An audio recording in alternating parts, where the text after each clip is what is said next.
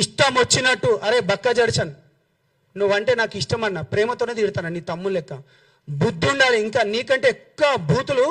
బ్రహ్మాండంగా మాట్లాడతా ఏం ఏం మాట్లాడినారు వెదవా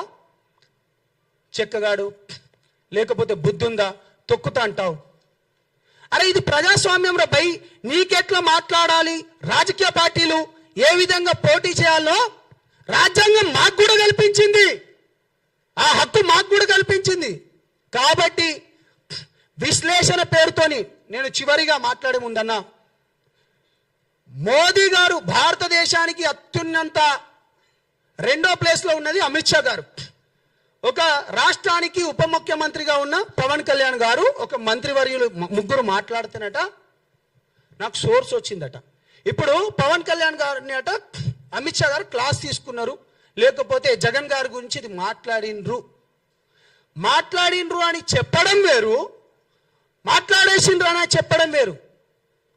నేనేమంటున్నా నువ్వు ఆల్రెడీ జరిగిపోయిందని చెప్తున్నా నువ్వు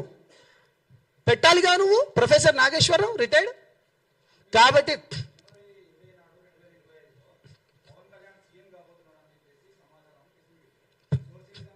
ఏది